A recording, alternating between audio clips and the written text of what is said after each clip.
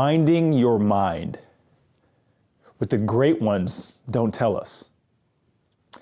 We often in life, we give attention to this thing called the mind, but because we can't see it, we can't taste it, we can't smell it, we can't hear, we can't sense it with our five senses, we just kind of wash it away.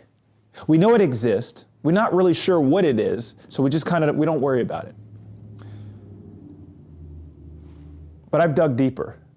I've always been the type to want to know more. I've always been the type to, if someone tells me the sky is blue, I want to know why the sky is blue. I want to know how it got to be blue. I want to know if it's going to be blue forever. So I started to go on this journey, on this dive of what exactly is the mind?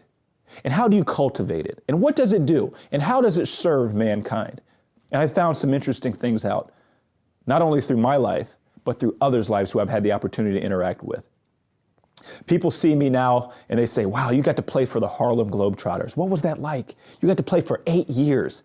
Was it an amazing opportunity? I tell them, yeah, it was. I got to travel to 70 different countries. I got to be on different TV shows such as Good Morning America, The Today Show, Are You Smarter Than a Fifth Grader? Which, by the way, I was not smarter than a fifth grader, if you were wondering. But through this, it was all done through my mind. Now, don't get me wrong. There was some physical ability that was there, but the physical ability was no good if I didn't have the mind to back it. So let me give you a little background on me. So I was always a soccer player. I didn't start playing basketball, ironically enough, until my parents took me when I was 7 years old to see the Harlem Globetrotters play in Rochester, New York. And when I went to see them play, I fell in love with the game instantly. Now, I realize now as an adult, there's nothing that you can ever be great at if you don't love it. And I instantly fell in love with this game. And this was the beginning. This was when the seed was planted of me having a goal of playing as long as I could, being a professional basketball player. So let me give you a little background on my parents. My parents grew up in rural South Carolina during the civil rights movement. So they were accustomed to being told that they could not do something or they weren't good enough based on the color of their skin. See, my parents didn't grow up playing sports. They weren't the most athletic. My dad was not built like LeBron James, and my mother's not as athletic as Serena Williams. But here's something they did pass down to me. They passed down to me the belief that you can do anything so long as you put your mind to it. So I grew up with this insatiable appetite for wanting to improve, but also believing that I could do anything so long as I believed it. I remember when I was 4 years old and my mom would point to my heart. She says, all that matters is in here. Nothing else matters what anyone else says. So I grew up with this mindset. So coming up all through elementary school, high school, I always believed whatever I put my mind to, I could do it. Well, in fourth grade, I had a school assignment, and the question was, what do you want to be when you grow up? I wrote down, I want to play professional basketball. Now, unbeknownst to me, my mother actually saved that. And this was the beginning of my reality that I made come true. This was the beginning. See, what you must do when you have goals is you must write them down. This is step one of making it become a reality. See, it'll become a reality actually 3 times. First, in your mind. Second, when you write it down. And third, the actual dream will happen in reality. So I wrote this down and I forgot about it. And I just kept working and working all through high school, all through college. I just said, I just want to improve. Every 365 days, I want to be a better basketball player, a better person than the year before. I was fortunate enough to go on to play at a school called the College of New Jersey. I had a great career there. My sophomore year, I got a little more playing time, and I wasn't recognized within the conference or anything like that, but I said to myself, I want to be an All-American. I'm going to be an All-American. I'm going to be recognized on a national level for my skill set. And I remember saying this to my strength and conditioning coach at the time, and he looked at me and he said, how are you going to be an All-American when you're not even All-Conference? How are you going to be recognized on a national level when you're not even recognized on a local level? I had a choice. I could either believe and feed into what he said, or I could stay within and say, you know what? It doesn't matter what anyone else says. I believe I can do this. So I chose to go to the track and work a little harder and put more time in when no one else was around. And I did this because I always believed that I was capable. Now, fast forward 2 years later to my senior year, and I ended up being an All-American.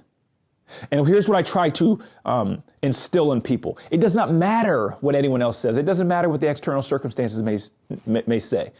All you must do is believe that you are capable of doing this, achieving that, regardless of the circumstances, and be willing to put the work in and the time in, and it will happen. This is the beauty of the human spirit. There's nothing that a human being can't do. In 1903, when the Wright brothers first created this thing called the airplane, it stayed in the air for 12 seconds. Here we are in 2021, and a plane can stay in the air for 21 hours. You are here to create, and this is why you have a mind. Nothing in nature is wasted. A cat has a tail for a reason. A bird has wings for a reason. The human being has access to this thing called the mind for a reason. The whole point of your mind is to create your life through thought, through perception, through imagination. This is all done through the mind. So I ended up coming out of college, and I ended up, this dream of wanting to play professional basketball was so real. I almost had it in my hands. Now it's time to move from college to the professional level. So I go to all of these exposure camps. I have in my mind what's going to happen. I had it all played out. I'm going to sign a deal in Italy, or I'm going to play in the NBA. But then it didn't happen that way. I had a contract to go play down in Argentina, and it fell through at the last minute. They ended up signing someone else. And my dreams were starting to fizzle away. But I still had a belief that there was a miracle, that something could happen.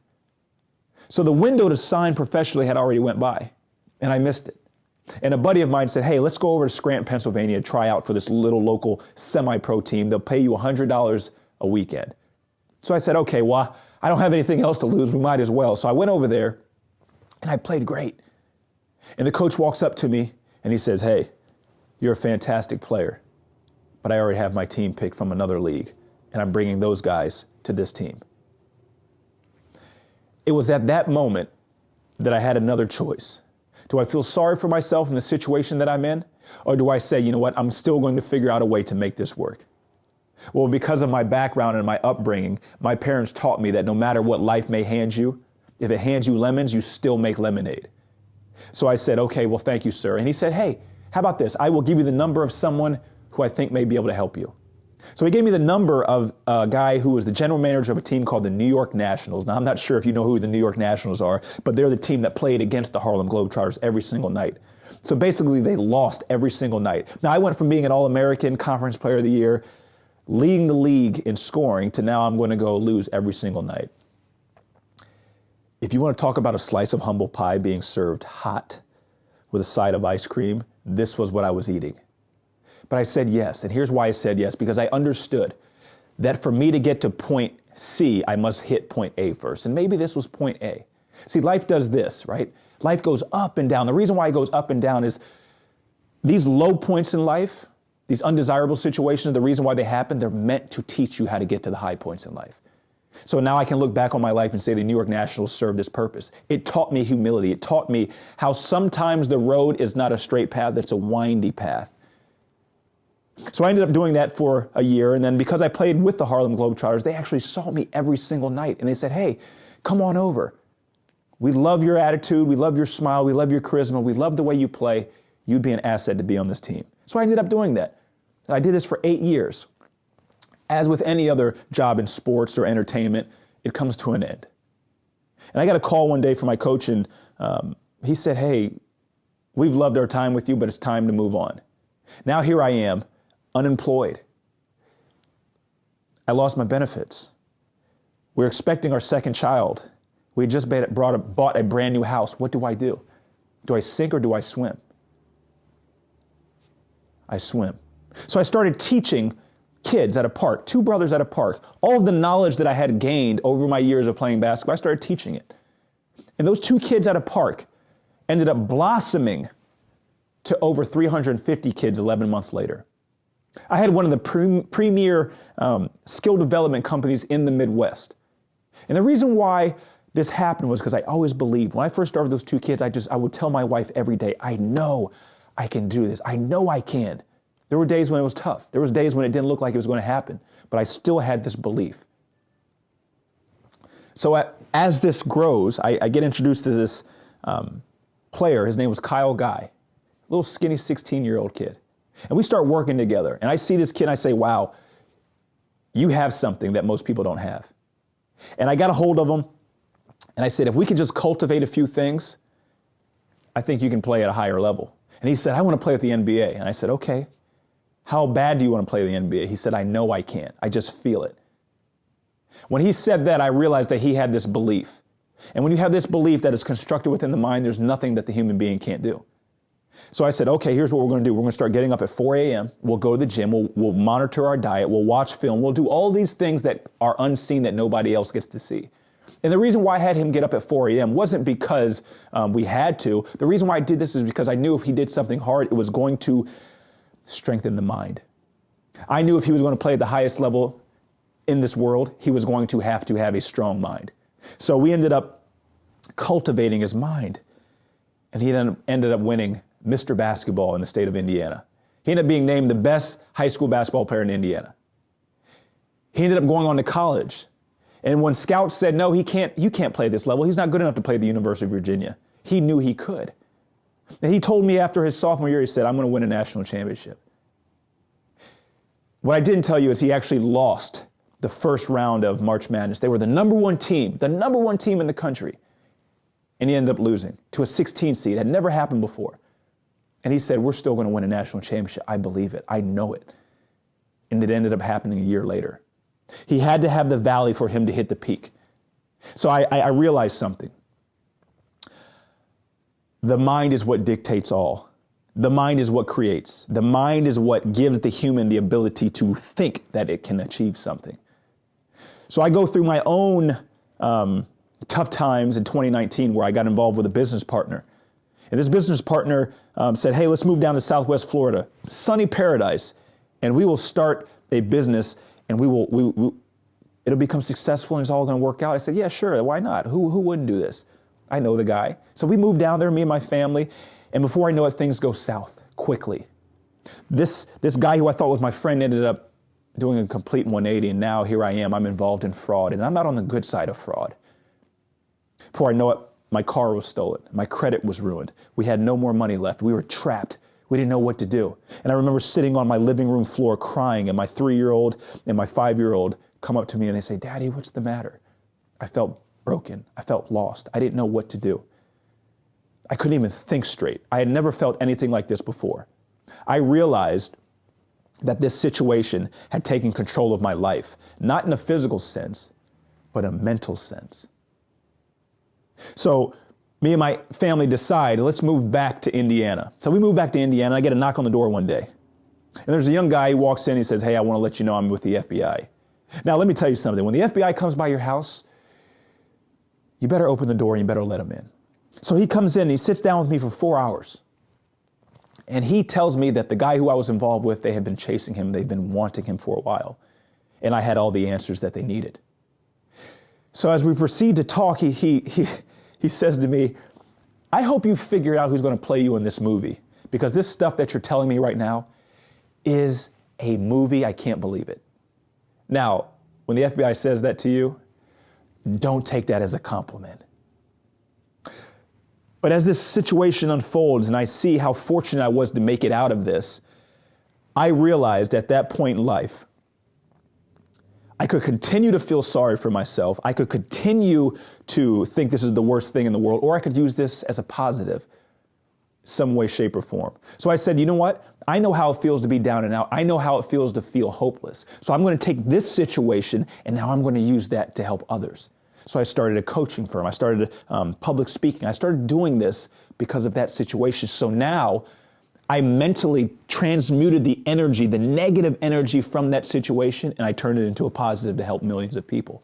So was that situation really that bad? I'm no more special than you are. This is the way life works. Every situation that comes, you have a choice to perceive it as half empty or half full. The choice will always be yours. This is what we refer to as free will. So I start working with world-class athletes, not only on the court, but then also in other sports. I start working with NFL players, WNBA players, NBA players off the court with their mindset. And I start seeing that these high-achieving people who we look up to, these influencers, what separates them from most people is their mind. I started working with corporate executives from Fortune 500 companies, and their mindsets were different.